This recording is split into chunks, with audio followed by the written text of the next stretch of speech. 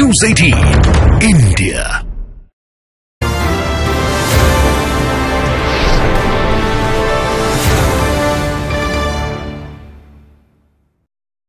Nirmala ji, thank you very much once again for giving us this exclusive, very special interview like every year after the budget.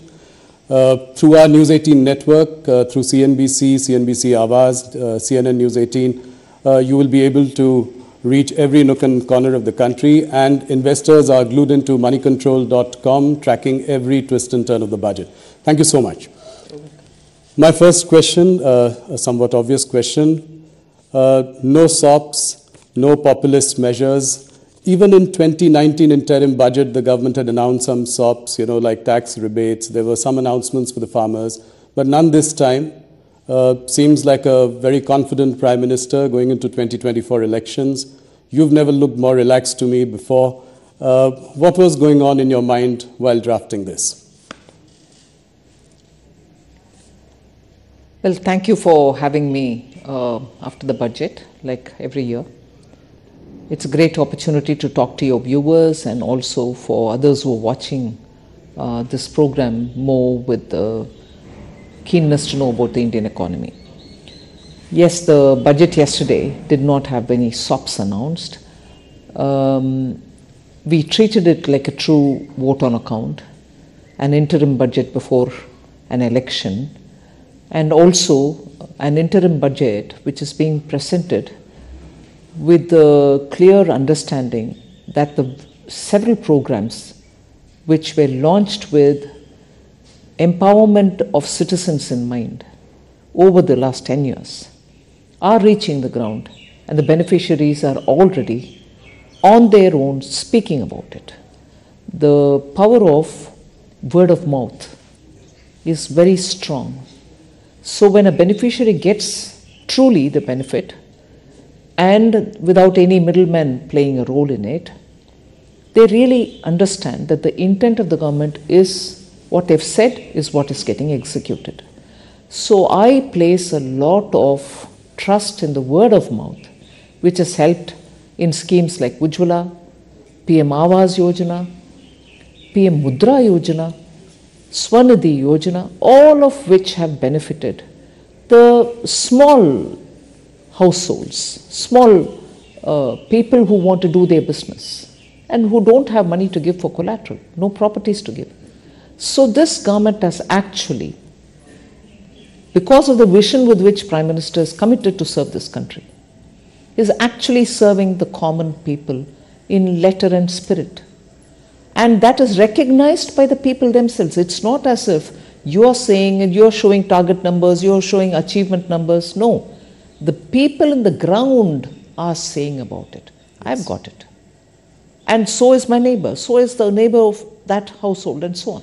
So, and that is why I have used an expression, and I mean it when I've said it, that this is secularism in action. This is where we have not shown any difference between members belonging to this community or that community, this religion or that religion, or somebody's relative and not relative. No difference. The project reaches the ground for everybody who deserves to get it.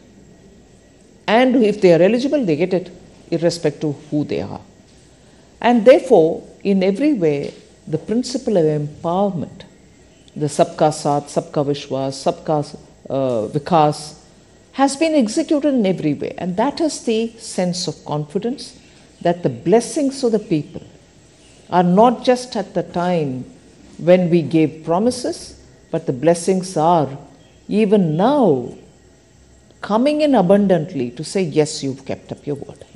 It is what the Prime Minister has also been talking about, the four castes, as he calls it. That's right. The poor, women, farmers, youth. So I think that is the cornerstone of this budget, of this speech.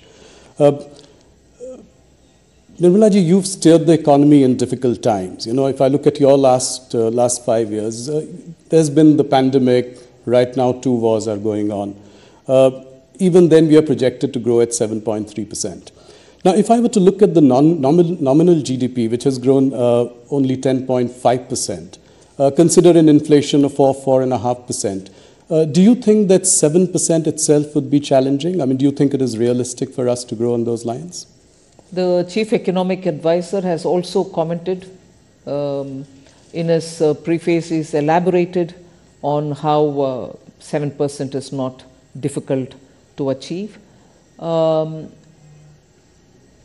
also, the various organizations which look at economies of all countries, like IMF for instance, has also enhanced their own assessment. So, upgrading our growth estimates is not just singularly our business. People are seeing that fundamentally a lot of activities are happening. The robustness of the economy has not slackened anywhere. It has maintained its, the buoyancy with which things are happening, not just revenue collection when I'm talking of buoyancy. So there is reason to believe, yes, it is possible. And the deflator, not just the inflation, but the deflator itself is constantly, meaning we are looking at controlling inflation, the other factors fall in place, so the deflator itself then plays a role, and therefore we are confident that on the one hand we'll be able to manage inflation, and on the other to keep the robustness in growth so that it is sustained growth. We have made every effort to look at both growth driving elements and inclusivity driving elements so that nobody is left out from this growth process, both to contribute and to gain from. Indeed. Something that has been commented enough, and you've got a lot of accolades for it in this budget. If you look at the fiscal glide path, I think you've beaten estimates. This year you've projected 5.1 next year, so that also looks promising. What is your message to the sovereign rating agencies? You're expecting an upgrade? Well, I would think that they do their job, but periodically it's our business also to bring it to their notice that economy, particularly emerging market economy like India, despite the odds, we are doing a lot of reforms, systemic reforms, which actually you're seeing is bearing the results now. If only Prime Minister Modi hadn't pressed the pedal, let's say the revving pedal, the accelerator during COVID, even as we are managing COVID, we will have to attend to reforms and continue doing the reforms. The Atmanirbhar Bharat announcements were all infused with so much of reform measures. Otherwise, we wouldn't have eliminated more than 68,000 rules, which were just so archaic and were becoming instruments for rent-seeking people. So, systemic reforms have continued. Whether it was pre-COVID, GST and IBC, together with very many other reforms like professionalizing public sector banks and so on, the emphasis on reform has given us adequate rewards, and we'll continue doing that. That is why even in the budget, we have emphasized on transparency. We have emphasized on getting everything on board the budget process itself, rather than keeping it outside of the budget or underneath the carpet. These are not small steps, and that has been consistently done in the last 4-5 years. And before that, as I said, IBC or banking reforms, the 5 major recognition R's, as we say, of the problem. So to list it, there are so many, some small, some very big. The small ones having very big implication in making the economy much more cleaner and open and transparent. The bigger ones which are bearing results in terms of the money that you collect in GST. These are not small steps. So that is the one which I would play as important indicators which rating agencies should look at comprehensively, rather than look at just one detail here, one detail there. Macroeconomic stability is also very well kept up. No, glad you mentioned reforms. I think big message coming from you that the government will continue on the road for reforms. what are the, I've said this to you before, that, cutting the rich tax last year, in an election year, before that, cutting the corporate rate tax. I mean, you've taken some bold measures. What are the next level of reforms that we can expect from you? Broadly, I mean, directionally. No, first of all, as I said, the system to become more transparent. More things will have to be done in order to make sure that we work together with states. It's one thing for the union government to work on those areas which are exclusively with the central government. But where there are overlaps, there are some states which have come about enthusiastically to say, yes, we should benefit also from this vibrancy which results after such measures are taken. And therefore, when reforms are talked about, we normally always say 3 levels where it has to be carried out with the same vigor.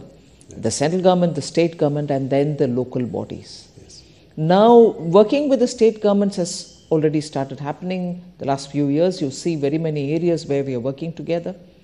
The local body level, the municipal, urban local bodies, the panchayats, we need to have greater interchange of ideas and working together with them also. That will also continue now. Okay.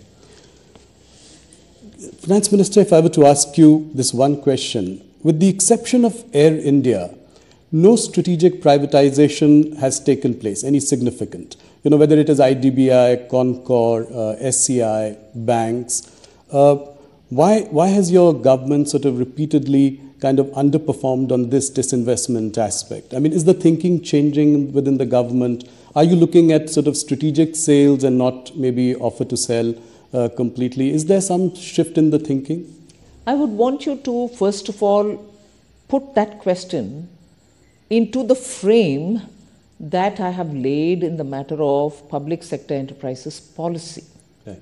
If a policy framework has been announced, and in that we have said that there are only core strategic sectors which government recognizes, where the government will be having a minimal presence. Right.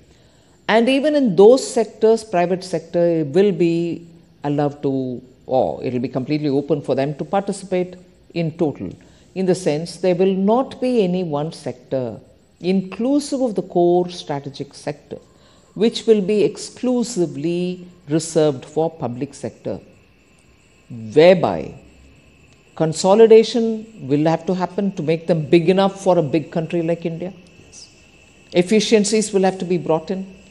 Their values will have to be increased. So this question of yours will have to fit into that frame. I will not reverse any of the cabinet approved decisions. Okay. But at the same time, you should probably also have noticed that for each of them, we are working to make sure that we are not allowing them to remain there till they are getting disinvested. Equally, we are working to make sure that their valuations are kept up, they are improved upon. That if you look at the public sector listed companies and their valuation in the market today, you see the kind of vibrancy which has been brought into them. Their share values have gone up. The dividends are even much better than earlier. Absolutely. So, disinvestment is one thing, but bring in value to them and make sure that the markets look at them absolutely favorably. No, in fact, the public sector companies have done really well, and public markets are also where they are. Would you consider sort of diluting your stake maybe to 49% in some of the companies?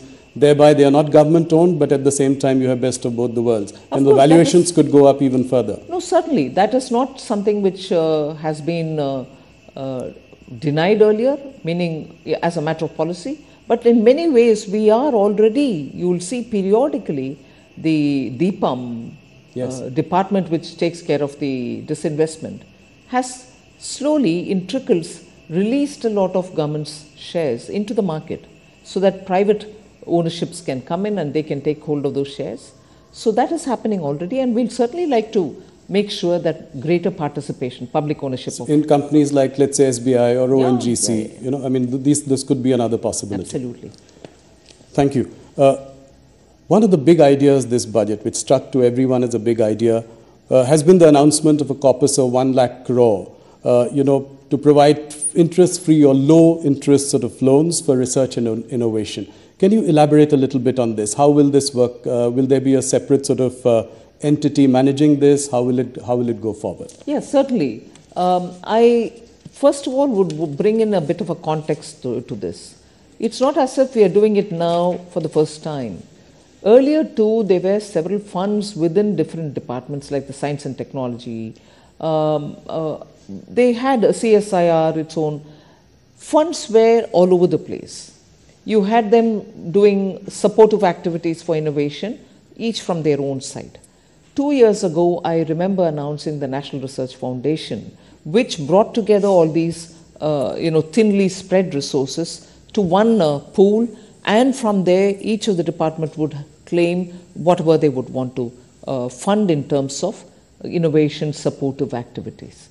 But what we've now done is, they may remain so, but the government would now bring in a kind of a institution or a vehicle which can take this 1 lakh crore, which will be given to them next few years in total, as an interest-free corpus amount. Using that, they can then identify innovation-related exercises which are happening in private sector and fund them. I may give this interest-free 50-year loan to the corpus, but the managers of that fund will then decide to whom at what cost should they give it. The cost may vary depending on the risk factors and the judgment of the professionals who will manage it. But it's certainly a fund from where private innovation will be supported. Got it. I'm sure you'll be asked this question in future, but the allocation for capex at 11.1 lakh crore, does it seem like a lofty goal, considering that you could not even do 10 lakh crore in this year? No, but not really. I mean, we've done only 2 lakh, 3 lakh. That's not the case. Yeah. We're closer to 10. It's also because absorption has its own limits, whether it's the states or the departments within Government of India. When the capital expenditure is undertaken through the outlays given to them, it is only that much within 12 months that they can do and not beyond. So sometimes reaching the target, however ambitious it is to the last mile difficult within 12 months. Had we given them a few more months, they will probably even complete that. But the condition for these capital expenditure, which I have announced since last 3 years, is that that amount should be utilized within the year. So many of the state governments which take the money, which are very good in implementing, in fact, I find states very enthusiastic in wanting to avail of this facility. The difficulty comes that if you restrict them to using it within 12 months, and which is what we aim at, we want them to use it within 12 months. So I'm not saying restrict in that sense, but within 12 months when you are expected to spend that money, there are times when completely utilizing it becomes difficult. They partly use it. That is why 10 lakhs you might reach 9.2 and not touch 10, but achieving 9.2 within a matter of 12 is, I think, good enough. So to increase it to 11, I'm very hopeful it will definitely get used. And the amounts which are being given to the states are also having high utilization. Nirmala ji, if I'm right, we get a sense that there is an indication of tapering of government spending. I know we've discussed this in our last interview as well. You expect private sector also now to do some heavy lifting. So we are seeing some of the sectors looking up now. There are investments in steel, aviation, power, machinery. But are you happy with the level of private sector participation? You said that they are like Hanuman, and Hanuman has no idea of his own power. When do you think that this Hanuman will lift the economy mountain? Well, I think, as you said, they are coming out. There is investment happening. The PLI scheme is also helping them. Yes. So investments in newer areas do have a slightly longer gestation period. It's not as if their brownfield projects are getting additional money. That also is happening. But the interest in the sunrise sector is really obvious now. People are taking a lot of interest, and you're seeing them coming forward. That's heartening news. One more question on the stress that is being seen in the rural economy. Your higher allocation outlay to Manrega also is an indication, betrays, the stress on rural economy. If you look at the results of FMCG companies, consumer durable companies, even if you look at the Nielsen data, it shows that the rural volume growth has underperformed urban volume growth for almost 7 quarters now in a row. So what is your prognosis of rural demand, and how do you think we will deal with this going forward? I'm not sure I'll be able to describe how I view what is happening in the rural areas. Let us recognize that there is a lot of shift in the way employment is panning out. Let us recognize that migration is now looking at redefining itself in a way. Many people who went back to their villages with some skills acquired are wondering if they can continue being there and utilizing and benefiting from the skills that they've acquired.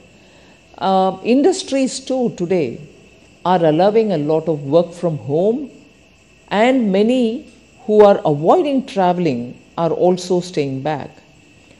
So the shift will have to be recognized. But equally, that's not to say people are staying back home without work or staying back and working from there with large companies being established everywhere else. So there is a transition happening undoubtedly. Yes. Second, there's also this little savings which is coming through, which we are seeing from the various fixed deposits which are growing as different from small savings. Yes. You're also seeing some middle class looking at savings through the stock markets, demat accounts, and so on. So the indicators with which we are looking at the rural economy may vary, and there are very many newer indicators which we may not want to miss out on. Yes, I agree, FMCG market will also tell us that durable consumables are not being consumed as much as before. Yes. But, well, I take that as one indicator, but equally, the kind of activities which are now happening in the rural areas, because of better connectivity, because of other digitization, are also yet to be measured, I would think. One thing related to, the job market, especially, if you look at the campus recruitment in engineering colleges and MBA colleges. So on one side, there is this, the economy is doing well, and all indicators point to that. But on the other hand, the campus recruitment this year has been muted. Salaries have been lower. Many students have not got a job offer yet. How do you see this, in relation to the overall big picture? See, the question about employment, I am afraid we are repeatedly focusing only on those indicators pertaining to the formal economy, which is important. I am not denying its role. So college recruitments, IIM like campuses are important. But equally, the jobs that are getting created in the middle and lower order are not getting counted at all. I would look at the way in which banks and their credit offtake is happening in small and medium businesses. The new companies which have got registered, which is a data which I have put out from the MCA, the number of new companies which have started are certainly not people who are being recruited for jobs. They are people who are investing money, believing in their skills, registering a company, and probably giving jobs for others. Why would new companies get registered in a bigger number than before if employment is not being offered? The companies cannot operate in vacuum without human beings in them.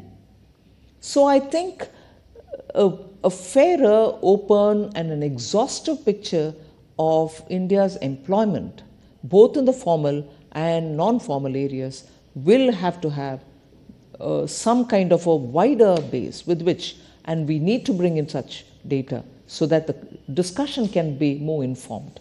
And I think the global slowdown is also having an impact on our jobs, especially at the higher end, right? I mean, in IIM campuses or engineering colleges, etc. Equally, because of the way in which artificial intelligence is coming, the kind of job requirements that are expected of new recruits are also changing. Yes. So the people with old skill sets are now expected to have additional newer skill sets for entering into a certain area which till now did not exist. So we are lots of calibrations are required in understanding this. That's right. Yesterday in your budget speech, you were very appreciative of, income tax payers. You, in fact, the number of income tax, people paying income tax has gone up. Collections are up 2.4 times. You were quite appreciative. In fact, I thought you just stopped short of sort of giving them something back because, it was a vote on account. My question is that, salaried people are paying 30% today, whereas corporates pay 22% tax. In the longer term, directionally... Corporates meaning as an entity, yes, the company. That's right. So I'm saying in the longer term, directionally, do you think you would align this in some way or the other? I'm talking about the longer term. Well, the direct taxation reforms are a steady job in the pipeline, and some results come out and more work is happening.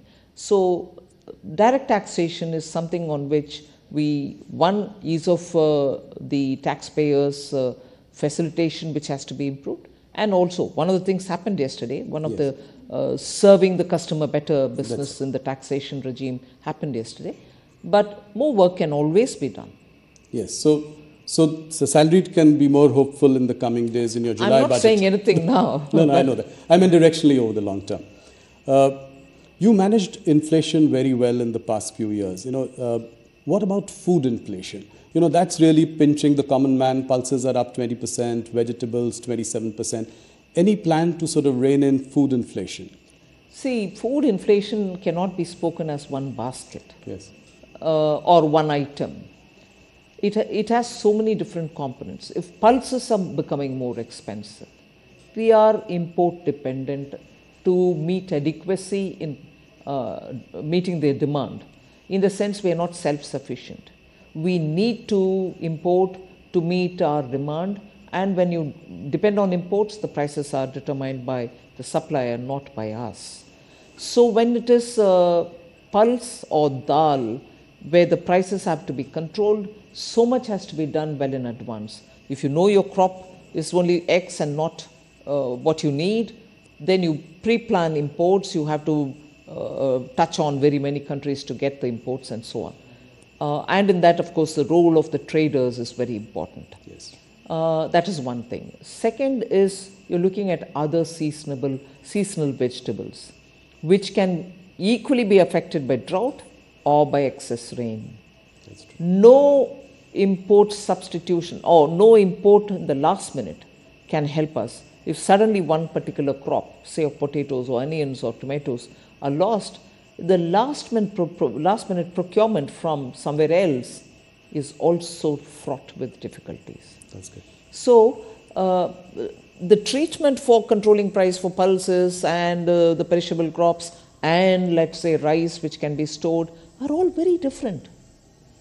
And that is why there is a committee in Government of India which looks into this and makes sure that periodically you're able to get in time those based on estimates. It's an ongoing job. It's not with a deadline. It has to keep happening. Yes. And I think largely the committee has been successful. Otherwise, we couldn't have been closer to the policy range. That's right. I had interviewed the Prime Minister in 2016, as early as that, and he spoke about the white paper. He said that we should come out with the white paper because we inherited an economy which was in the fragile five. And and that was early, just 2 years into the government. And what we had to really do to drag it out of, the levels it had reached. You spoke similarly yesterday about a white paper, and you said it was a Herculean task to bring the economy back from the brink. What is the idea behind the white paper? Why now? And will it be another stick to beat the opposition with? See, you're right in pointing out that the Honorable Prime Minister has spoken about it even in 2016 in your interview. Then it was so many different sections of our society themselves suggested to us that you better bring a paper out, white paper out, to say why Indian economy has reached the fragile five, to say why our banks had become such a black hole. Nothing could be restored of the banks. Banks were all in deep trouble. Look at the number of NPAs and the value of the NPAs, meaning what was the original value and to what extent they had reached almost close to valueless positions. So whether it was your banks, whether it was the overall economy, whether it was defense procurement, whether it was a vital sector of telecom, why? Even minerals. Yes. Every area was ridden with problems. Now, if you're talking of corruption, well, it's one thing, it goes to the court, people get punished, and then the monies are given back or not given back, values are retrieved or not retrieved. That's one side of the story.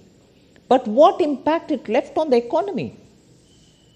To restore your banks back to health, to make sure your country is safe with adequate strategic equipments given to defense personnel, to make sure that your mines, which are wealth under the earth, meaning inside the earth, under the soil, to use them for the benefit of the country rather than to use them as one instrument through which you line your own pocket. What implications it had on the economy? Banks not being healthy, mines being given to brothers and sisters who did not want to extract the mineral for the benefit of the country. Spectrum allocations, if it had happened in time, I didn't have to spend so much to restore BSNL to have 2G or 4G in time. And what implication does it have on the country when 4G is not available in time, whereas the whole world is talking about 5G? Yes. So the kind of impact that it had, the mismanagement, it is not just talking about, policy paralysis for a fragile five. It's talking about every one of these steps, which one in morally, which number one, morally was immoral, in the sense was not right, and equally the kind of positive effect, if it had happened very well in a transparent fashion, it would have had on the economy. We lost 10 glorious years, and to restore it to that position back and then to pull it up to now get closer to the world's third largest economy is a Herculean task, which I'm grateful this country had a Prime Minister like Modi ji, who single-mindedly said, I will restore this economy back. It's my service to the nation. Yes. Otherwise, it wouldn't have happened. So why the white paper now? Yes. We've had 10 years. And prior to that, there was a 10 years where you saw all this happening. Policy paralysis, corruption, nation losing its endowments, and so on. 10 years under Prime Minister Modi. What kind of course corrections had to happen? Yes. What kind of restoring confidence had to happen? What kind of pulling back from rut that had to happen? And equally making sure you're purchasing the equipments, you're removing BSNL from distress, you're making sure BSNL employees are given their due, you're making sure the country gets 5G, not just 4G. Look at the coverage India has in 5G today. I agree. All this, and to make sure that the investor confidence is not just intact, but is growing, that within a matter of 8 years, I would say, we've reached $596 billion US as our foreign exchange reserve. Just compare that with the last 10 years. At least for the sake of the elected honorable representatives who are sitting in the parliament, they should know what was it then, what effort it took to restore it here, and what we should not therefore ever imagine or dream of doing in personal interest, forgetting the nation. Why now? Parliament should know. 2, at that time, had Prime Minister Modi not taken the call that in the interest of our nation, I would not bring it out. He didn't bring the paper then, white paper then, because you put the nation first. You say, if I do it now, I can be happy, but the confidence in our country would have been lost. Investors wouldn't have come. Our own people would have lost faith in the systems. They would say, oh my God, this government will come, eat away and go. That next government can come. It'll do its own, but we're all languishing. The faith in institutions, in government, in leaders, in politics would have been lost in the minds of people. And I'm so grateful that the Prime Minister didn't do it then. He restored it all, put India on such a wonderful track towards becoming third largest economy, and then so that all of us know what it took and what we shouldn't do in the future, this paper. So when do you table it? Well, sooner, I suppose. A passionate reply from you, I must say. Nirmala ji, when it comes to the markets, Nirmala Sitharaman can do no wrong. Last 2-3 years, markets have been on a roll. My question is, can you assure the markets and its participants that there will be stability in the capital gains tax regime? And I ask this question because last year you had tweaked, the debt market, the debt mutual funds in your budget speech. So, is there stability around the corner in the foreseeable future? Policy stability is one thing which Prime Minister really lays a lot of emphasis on. Yes. He doesn't like periodic tweaking. He would tell you it's only 2 years, it's only 3 years, let it play out, let it settle down and so on. So he's never in favor of quick twists and turns. Right. And this is not me saying, people who have observed him for his tenure as Chief Minister will know that the biggest strength under Prime Minister Modi is stability in policy. So that's a singular line reply that I can give for it. Right. No surprises. I mean, long-term stability in policy. Another question, current question. RBI has imposed restrictions on the operations of Paytm Payments Bank. I don't, want to go into the details, but just a question is, what is your message to the fintech industry? Is there more than meets the eye in this case, or are we going to be cautious when it comes to the fintech sector? No, I wouldn't want to comment on any one particular company, okay. But fintech is an area in which all of us are very enthusiastic. India has contributed a lot in this sector. India's contribution in this sector has been globally recognized. Today, if people are looking at solutions, fintech solutions, they are looking to India. Our youth have contributed a lot and built capacities for themselves. This is an area which we'll certainly like to work with and encourage. I'm not commenting on any one company. That's heartening to know for the fintech industry. Thanks for the message. You have been tightening things around. Would you think that the RBI should loosen now? Well, RBI does take its own call, but I will appreciate the RBI for working together with the stakeholders. And they take a call, I'm sure they take a call that keeping growth in mind. They've been steady, I suppose. They'll continue to be steady is my expectation and hope. A few quick political questions. I'm aware of the time. Thank you for answering all our business and economic questions at great length. We are seeing a different side of Nirmala Sitharaman. In the last few weeks, you've also been seen as an aggressive politician. You have turned the heat on your rivals in Tamil Nadu. You said that Stalin's DMK is an anti-Hindu party and that they were forbidding the live telecast of the Ram Mandir Pran Pratishthan ceremony. What do you have to say to that? 100%. I have not said a loose word. I did mean what I say, and I do truly believe that repeatedly they attack on Hindus in Tamil Nadu in layers which are seen and in layers which are not seen have been felt for a long time.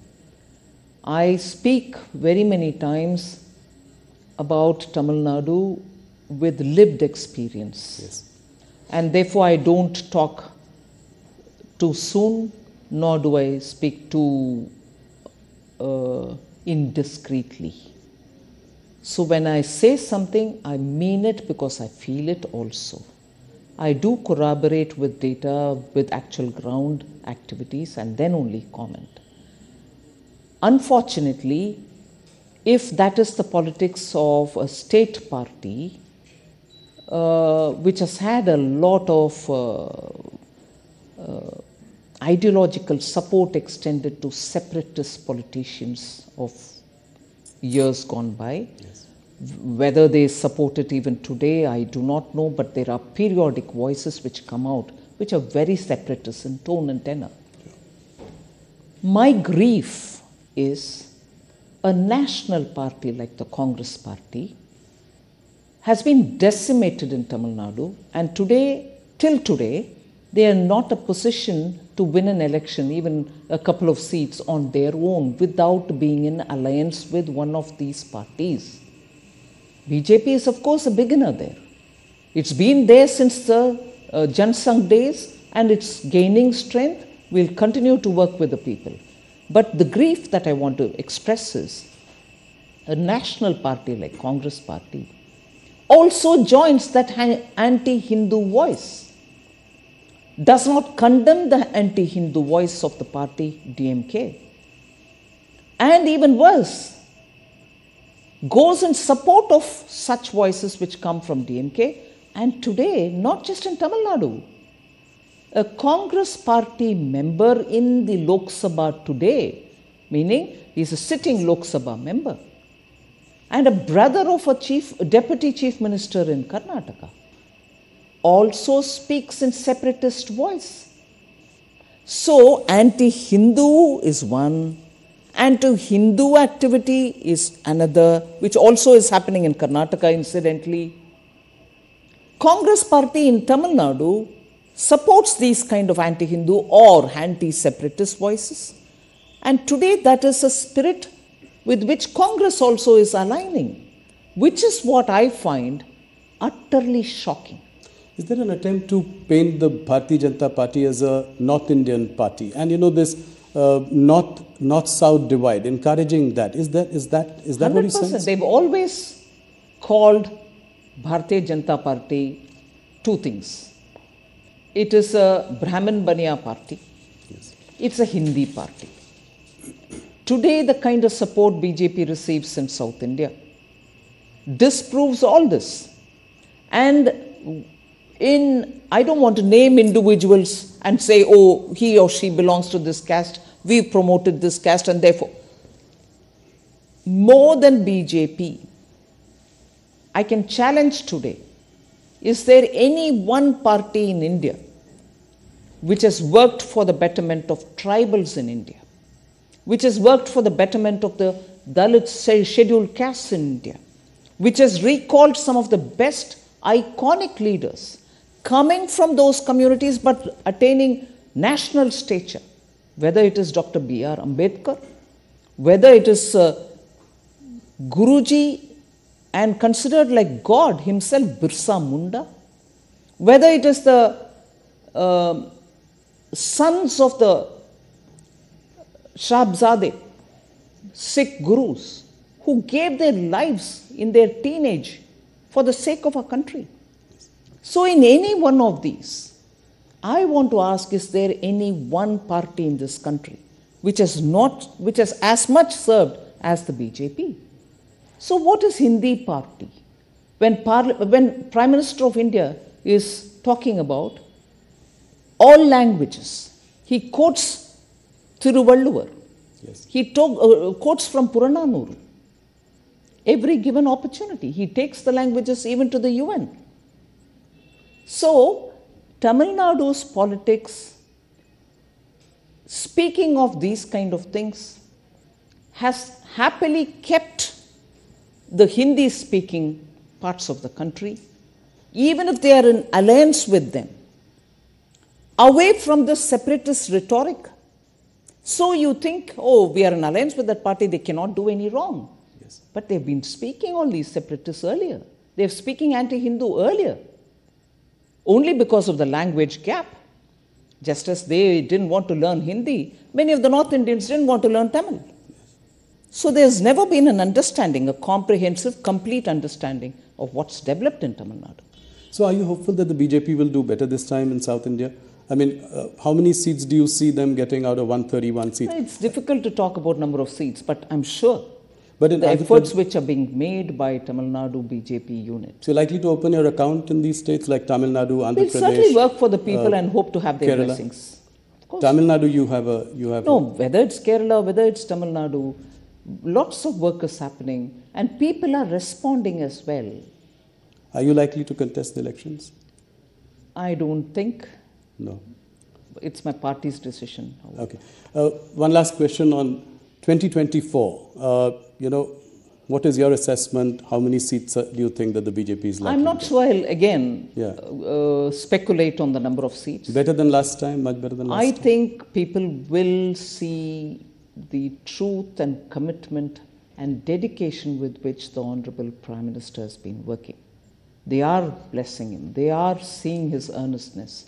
They are seeing how non-stop he puts the people of India and the nation first among everything else. So I'm confident. The opposition has constantly been crying themselves hoarse about the use of intelligence agencies. So whether it is Kejriwal or Mamata Banerjee's leaders in West Bengal or Hemant Soren more recently, they complain that there is harassment by central investigative agencies. And if the leaders jump onto the other side and join the BJP, then they are let go scot-free. What do you have to say? My last question. First of all, many of the cases in which the CBI or the Enforcement Directorate or the Income Tax pursue cases cannot come to the level of asking for custodial or asking for interrogation or arrest can happen overnight. You will be surprised in many of these cases. The cases were originally filed during UPA times. Many of these cases belong to that era. You know the Indian system, the level and the time consumed for each stage to mature. And to reach a stage where summons are being served, it consumes a lot of time. Many of these are from that era case. So it's not as if we've done it. One. Second, a survey or a search happens. Tell me if they've come empty-handed. Roomfuls of cash. Equally, when we are talking about common man adopting to technology, doing digital payment, you have people sitting with tons of currency notes in their homes. Nowadays, everything is videographed. I can't sit here and say, I found so much cash in your house without a proof. The video shows in the bathroom, in the bedroom, in lockers, tons of cash being kept. What explains that? So, it's very well to use that as a whip to hit at the ruling party to say you're using the Enforcement Directorate or CBI. These are professional agencies. They take huge time to make their cases compact and ready because everything is now monitored by the court once the charge sheet is filed. Yes. And you have to submit the documents to the court. You can't just go there and say, I found this, I found that. Records prove it. So, era is changing. People don't like to have corrupt leaders. So when the Enforcement Directorate go and knock at the doors and come out with such pictures, common people are seeing it. You may cry hoarse, as you said, saying it is being politically used. I'm sorry. It is something which was case from your era. You filed a case against your own ally. There are partners in crime. And then there are partners and enemies also. Yes. Nirmala, thank you so much for answering all our questions. You answer economic questions and political questions with equal felicity and passion. It's always such a pleasure to speak to you. Thank you so much. Thank you very much, Rahul.